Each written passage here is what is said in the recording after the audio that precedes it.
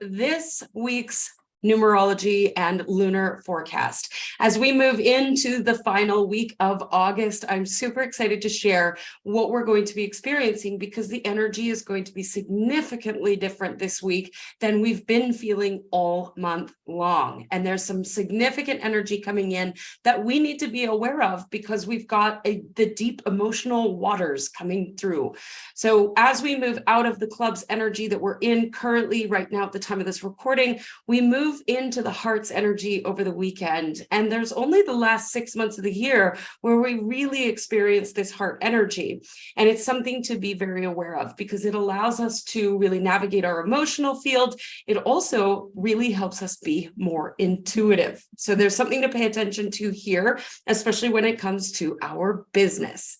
So the week of August 28th, September 3rd, as we are moving forward, we've got Mercury retrograde coming into play. So we have been in Mercury retrograde for a few days now, definitely feeling the intensity of it. But as we move through the next week, it's going to soften a little bit, that it won't feel quite so intense. I always find that the beginning and the end of Mercury retrograde are the most potent. And then as we kind of come into the middle, it's not as intense. You're still feeling it. There's still communication issues, but it's not as brutal as the first couple of days and the last few days. So be aware that it's Mercury retrograde. Continue to pause, create space. Don't fight with your technology, walk away, and it will all work itself out. It's all about that communication. But we begin the week, August 28th, in Jack of Hearts ruling 7 energy. I've got lots of notes here because there's a lot of energy to pay attention to. So that Jack of Hearts ruling 8 is an opportunity to have faith in yourself and to love yourself more as you leap into action to give your gifts to the world. Now, be mindful. I said give your gifts to the world, but I didn't necessarily say give them away, right? It's about giving your gifts to the world and recognizing your own value. You don't need to sacrifice your own well-being. And by that, I mean your energy, your emotions, your finances, or anything else. So you don't need to sacrifice your own well-being to be of service to the world. And in fact, it's a disservice to most of the world to give things away for free. So be mindful, no free coaching, but you are giving your gifts to the world. And sometimes that's as simple as offering a smile. Right? It doesn't need to be big, but this energy is really inspiring us to focus on the dream, to really move forward quickly, knowing that we've got all that we need figured out. We don't need to have all the answers. You are already the greatest gift to the world simply because you are alive.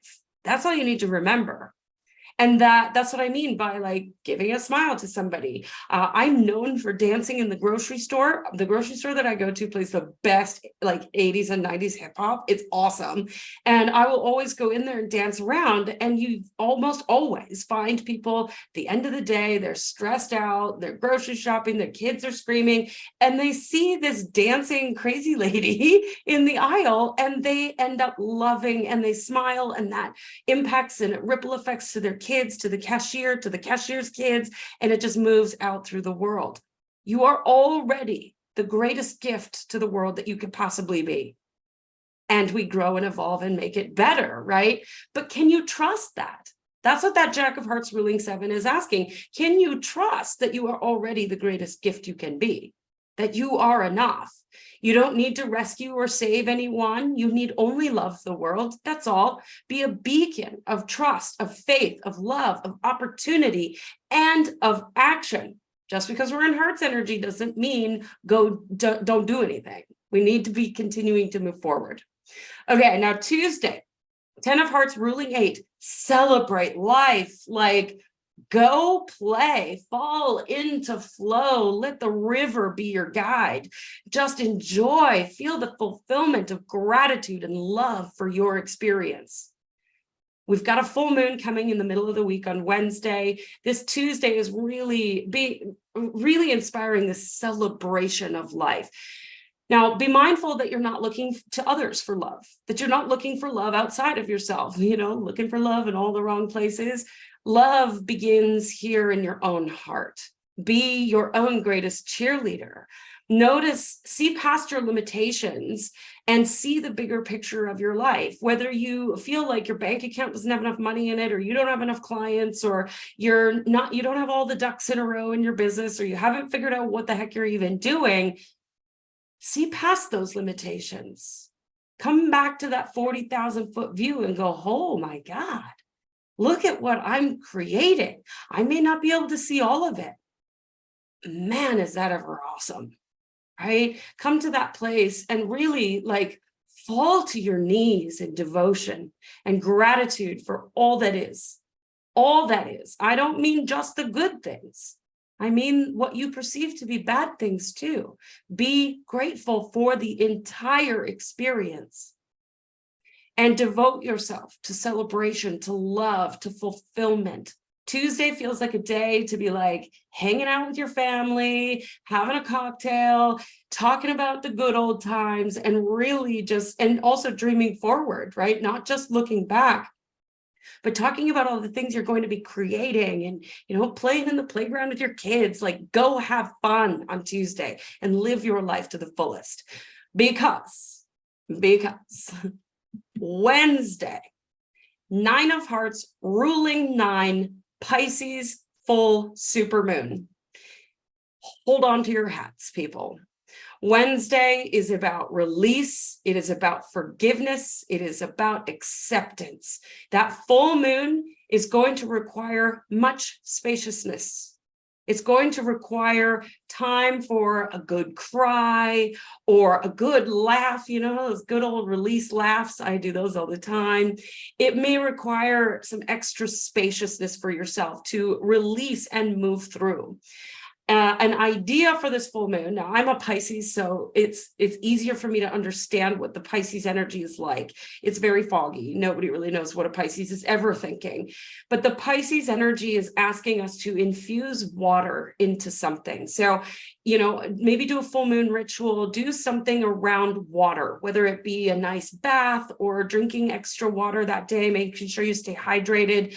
A really, really, really powerful thing to do would be to go to a float tank that day on the Wednesday and be in that float tank, those sensory deprivation tanks where you are just floating in the water and you've got silence and spaciousness for any downloads to come through.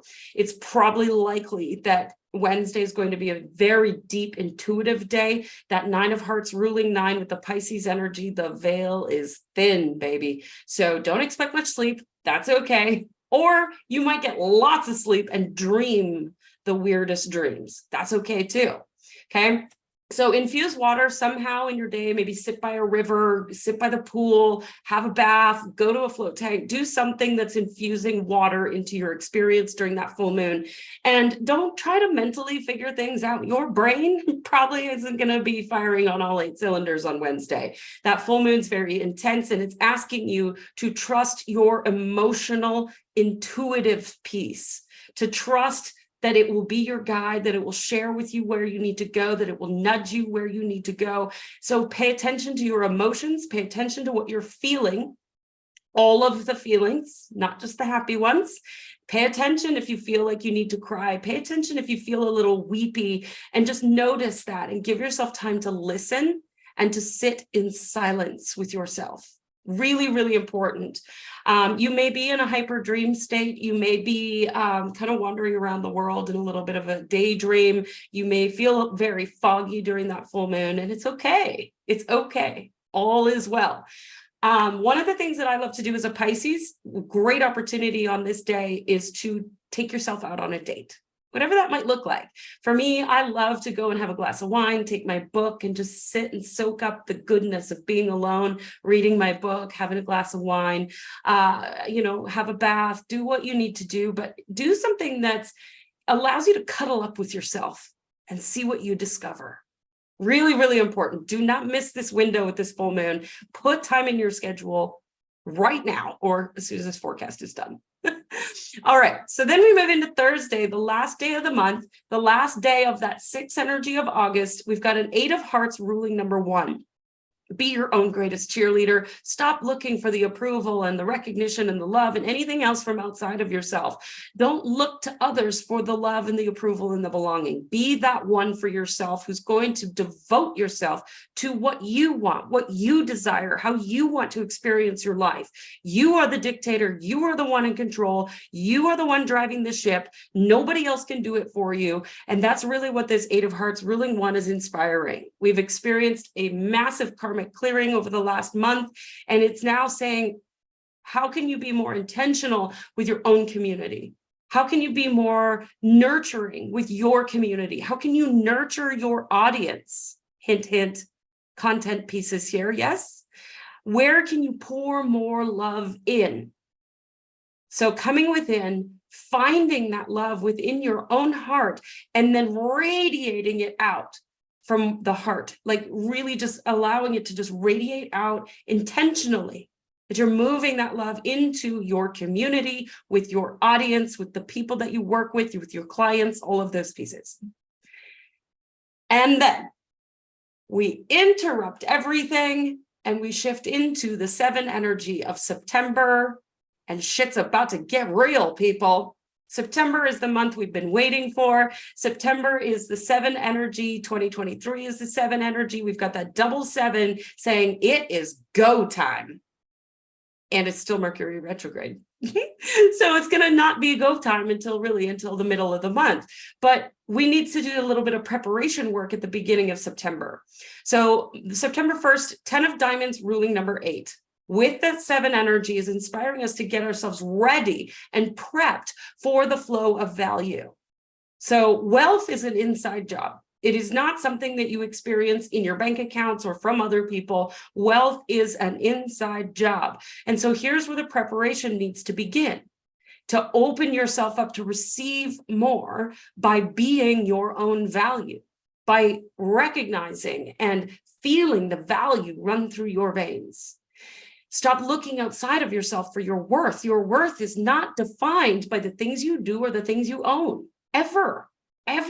This whole net worth thing is a bunch of bullshit. It's just numbers on a piece of paper. Don't worry about that. Your wealth is right here in your heart and it flows through your veins like gold.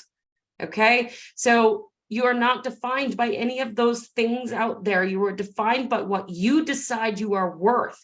So your infinite value that you decide on is to be devoted to during this energy.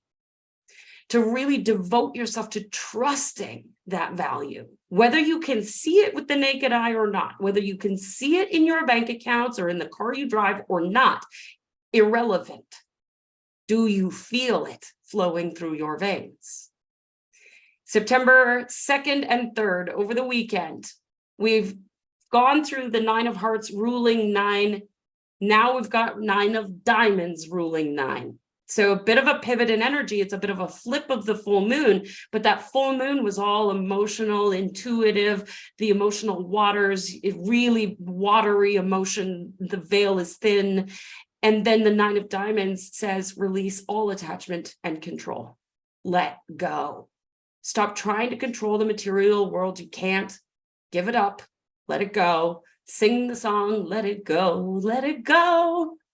Right? Let go of the need to own anything or to hoard anything or to have anything. We never own anything. Energy is just moving around and it just happens to be in physical form in your experience right now, and it could be gone in a moment. So let go of the attachment to those things. Those things are irrelevant. So over the weekend, September 2nd and 3rd, here's what you need to do. Purge, clean. Maybe clean up your office if you've got no papers and shit everywhere. Clean things up. Create space. When you want a new wardrobe, you've got to take old clothes out of the closet in order to get new clothes in there. Yes, same thing. If you want more money, you've got to get rid of some of that stagnant old energy. So clean things up. Make room for what really counts. Make room for what counts. Remember what's most important to you and make space for it. Your kids, your family, great meals, your health, your well-being, a nice, clean, tidy desk, your Trello board, who knows, right? But clean things up. Spend time over the weekend. You've had, here in the Northern Hemisphere, you've been summertiming, beaching it, kids are home, and now the kids are going back to school. So tidy up, get yourself ready for September, because September is going to move like that. It's going to be so fast, you won't even know what happened, especially after Mercury retrograde. So really spend that weekend, September 2nd and 3rd, setting powerful intentions for where you're going, what you want to experience in the month of September. And I will be back next week with a full forecast for the month of September. Super fun week, deep emotional waters, and then understanding your value, making space for what's next, and setting powerful intentions to set yourself up for the success in September.